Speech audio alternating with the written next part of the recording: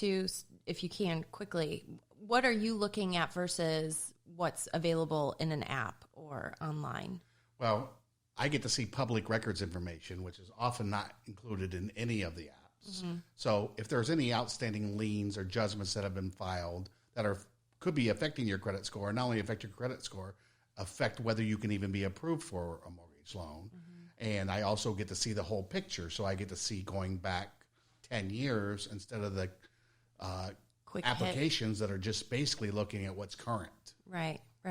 So people are always like, I don't want to talk to a lender because I don't want my credit to hurt even more. Like, I don't want it to go even lower. So, I mean, what do you think about that? I think that's short-sighted because one credit pull will go away, mm-hmm. and it barely dings your credit. And yes, it does, but it's just a small ding as long as you don't have continual credit pulls and you're not applying for 10 different credit cards. Right. And you then get to know, or at least if you have a decent loan officer who will tell you, okay, you need to concentrate on this. Mm-hmm. And maybe tell you, okay, these medical bills, don't worry so much about them, but let's pay down these credit cards. Because there's certain things that are almost forgiven, like, like student loans they don't hurt you as hard as your car payment or something like that. That's very correct. And in the lending world, oftentimes with medical debt, it'll be ignored. Now, it still affects your credit score, so it affects what rate you qualify. It still affects something. Yes. Right. But it can be often ignored completely as far as a debt. Yeah. Lost my thought. How long is a pre-approval good for? So if someone did come and say, okay, I want to get pre-approved, how long does that last for? Because with the market, again, being so competitive, oftentimes people are not getting that first house or second house or third house they're writing offers on. Well, we typically say 90 days as long as you close within 120 days. Okay. Because after 120 days, we have to rerun credit because Fannie and Freddie and the FHA will not take your credit without a more recent update. And these homebuyer programs, the down payment assistance, closing cost assistance programs, those also stay in place for you. Like if someone qualifies for that, that will also stay in place if they don't. That is especially OFA, just because we know the funds are there. Right. But some of the other ones where you're dependent on funds will not stay in place, and you need to check when they're ready to put an offer in whether there's still funds available. Okay. Interesting. Yeah. That's tough.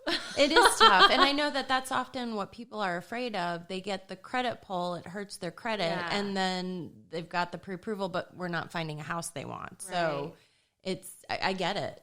I mean, I get it too. It's just, and another reason I always tell people to get pre-approved is you need to know what you can afford and what you're comfortable affording. Because I think that's it's huge. Yeah. And you don't know until you talk to a lender. And I always say, like, hey, let them know, like, the payment you want to stay around. And then we can find, a good, place for you to be when purchasing. Yeah. I totally agree. Simply because they can also pinpoint area because property taxes can vary widely. Mm-hmm.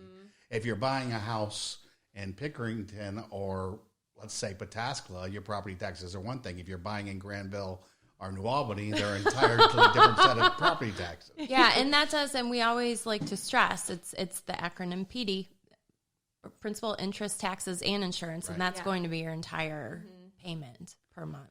Yes, It's a lot easier to estimate insurance, but taxes, unless you know, I usually tell all of my buyers, when you're getting ready to make an offer, just send me the address so I'll do the numbers real quick. So I can tell you where you're at. Yeah, we can estimate. I mean, I have a calculator. You can plug in taxes. Yeah. But as far as insurance for a house for a year, average, what would... Well, a lot of it depends on bells and whistles, but typically somewhere between $70 and $90 a month because you do everything based on a monthly payment.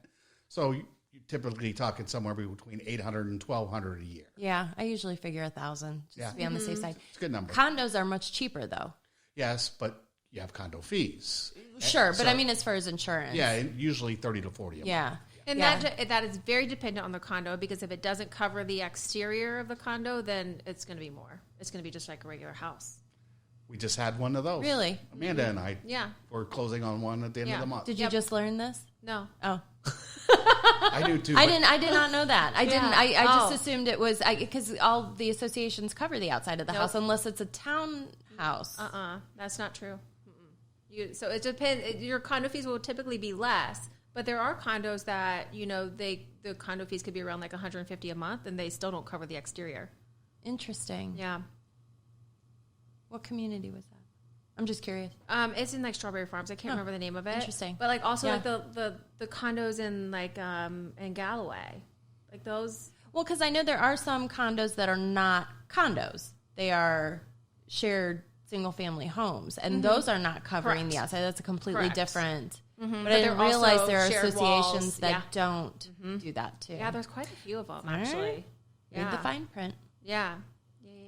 So I typically, if I look, that's why I always checks to see what's covered, because I always tell people in the like, MLS. Yeah. So I always say like, hey, this is a drywall in, or this is in a lot of like the multifamily downtown. A lot of them, like those depend, like if it covers the exterior or just the interior. So. You're talking about like the townhomes, like duplexes. The duplexes. Yeah. So those were duplexes, but then they turned them into condos. So it is a different situation as well. I've done that before too. Yeah, they're all kind of vary, because I've sold one that was to from a private owner that is doing the association. So when would that be a surprise for a buyer? Like if you didn't know to look for that, would that come up during the lending process? Usually, but if it is not spelled out somewhere directly, we can end up not finding out until the appraisal's done. Oh, and the appraiser will find out. Yeah. It's interesting, guys. I don't think I've run into a condo association where that has been a thing. So that's why Yep. Because we're usually getting the appraisal done long before we get the condo done. So Yeah. And sometimes I know, I've had scenarios with buyers where I've requested the condo docs. Okay. But that'll ding that like an agent or the seller doesn't want to deal with getting you the condo docs, so that can hurt in a multiple offer scenario. So, but how do you hurt someone for that? Like, they just want to know what they're getting into. But anyway, other people don't care. So I guess we're wrapping up then. Yeah. So, talk to us. Talk to a lender if you want to buy a house. Yes. Buy a house. Yes.